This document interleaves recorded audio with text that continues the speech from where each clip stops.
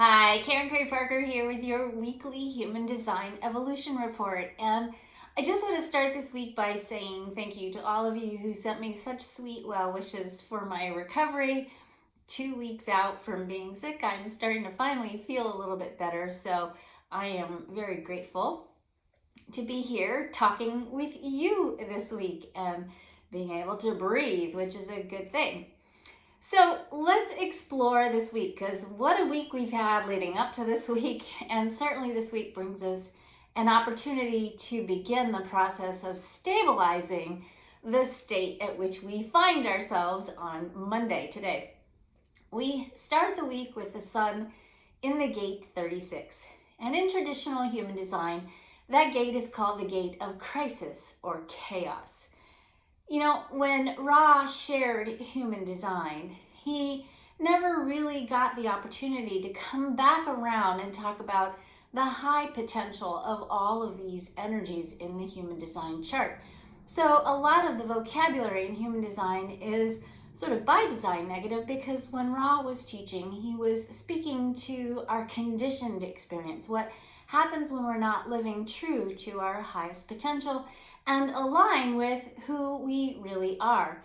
So I want to unpack this 36 energy, because that chaos and crisis theme of the 36 is really the low expression, and talk a little bit about not only what are we seeing as the low expression of the 36, but how can we turn that around? Chaos and crisis, which is located on the emotional solar plexus, which by the way, is the energy center that's all about creating and creativity. Fear and reactivity is actually over on the other side of the chart in the splenic center.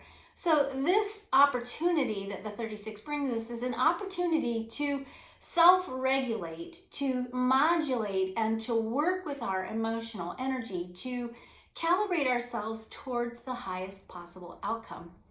The 36 is called chaos or crisis because when we take action and we're not emotionally aligned with the highest potential or the highest intention, we can leap into chaos and crisis. It is an energy that sometimes is associated with boredom. When we get bored, we go do something kind of wacky. If we look at the bigger picture of what this energy is about, and it's part of the sensing circuit, which is the emotional, experiential, holistic, feminine side of the brain, we see that 36 is about stretching the boundaries and the limitations of the story of humanity. It's the archetype of Evel Knievel, right? Evel Knievel had a desire to do something that other people had never done before, to stretch the boundaries of what's possible. But if you think about Evel Knievel, if he just woke up one day and said, oh, what the heck, I'm going to take my motorcycle and jump across the Grand Canyon, that's not a very organized, planned, deliberate action. And the solar plexus always gives us the option to create deliberately. He had to, before he jumped across the Grand Canyon, at least he tried, he had to set it up. He had to organize it. He had to practice a little bit. He had to make sure that he had everything in place and maybe even some safety backups just in case maybe it didn't work, so that he could take that experience, that drive, and do something new and not necessarily innovative, but something that was different enough to change the story of what humanity thought was possible. Before somebody went to the moon, we didn't know if it was possible to go to the moon. When we went to the moon, it changed the entire story of humanity, and that's what the 36 brings to us potentially. When we are prepared, when we are emotionally aligned, we can avoid the crisis and the chaos and instead use this energy to explore the boundaries of the human story, which is why I like to call it the gate of exploration, to push the edges of what we think is possible. This isn't logical energy, and so pretty normal to see people react with not a lot of reasoning in the situations that we find ourselves in at this time. It's not a logical energy, which means it's not about what's come before. It's not about patterns of the past, because that's what really logic is about. It's about being able to predict the future based on the patterns of the past. This is about something new, about exploring the edges of what's possible. And it is a place where I always teach in human design, lives the potential for miracles, lives the potential for us when we are emotionally aligned, when we are deliberately harnessing the power of our emotional energy.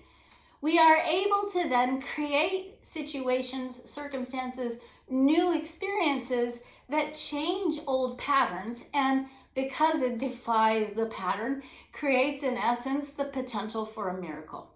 So when we do our homework, when we are prepared, when we're not panicking, but instead taking a breath and deliberately creating from an emotionally aligned place, meaning we're using our emotional energy, our positive expectation that everything's going to be okay, and we are taking actions accordingly, meaning we're reading the news and we're taking the right steps and we're boosting our immune systems and we're following the guidelines set up that are encouraging us to minimize exposure so we could slow down the spread of this virus and take care of not only ourselves and our loved ones, but each other collectively, that when we take right action and we are prepared and we plan, we are actually going to change the nature of the story of our experience and leave ourselves open to experience the unexpected, the miraculous, if you will, and to change the nature of what's possible in the story of humanity.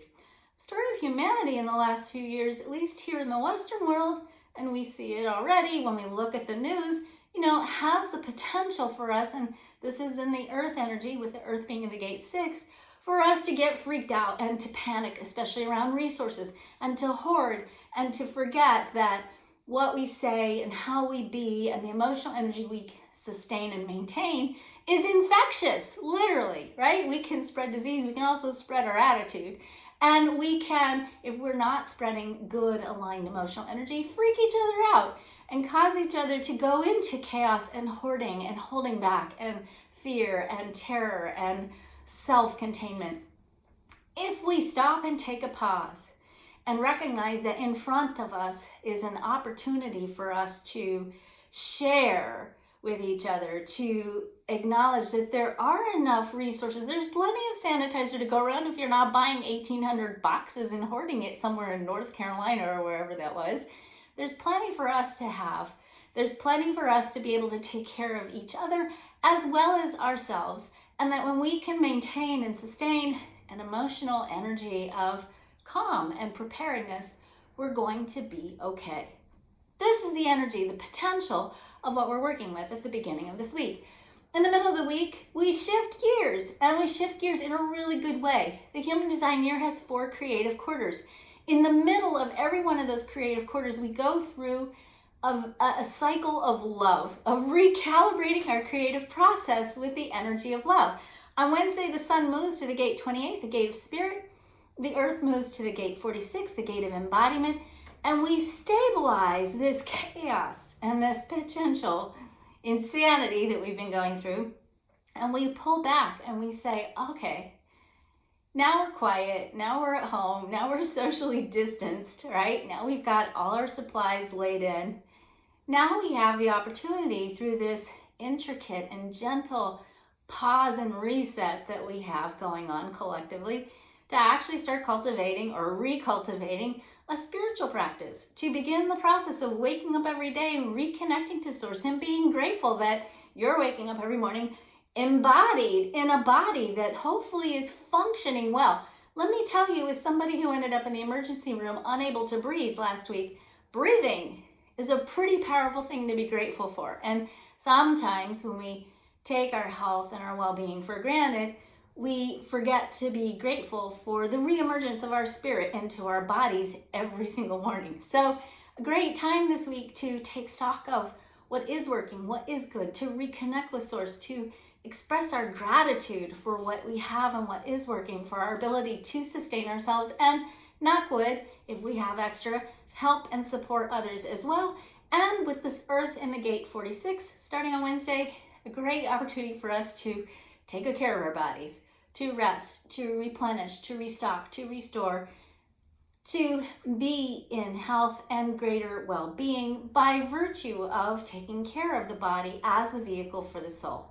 So this is a loose summary of a lot of stuff that's going on If you want to go in depth and read more about the transits of this week, go to my Facebook page, Human Design for Everyone. I posted the celestial weather there in writing that goes into a little bit more depth. Go check it out, get some more insights on what's going on. Here's the bottom line for you. Don't panic. Take good care of yourself. Plan, be prepared, breathe, stay calm, don't hoard. Make sure you remember that everything you do impacts everybody else. And then once things are settled and we're back at home and we're just staying the course right now, reconnect with Source and take care of yourselves and your bodies and each other. That's it for the week. Have a great week. Be well. I'll share more with you later as we go through the week. Bye.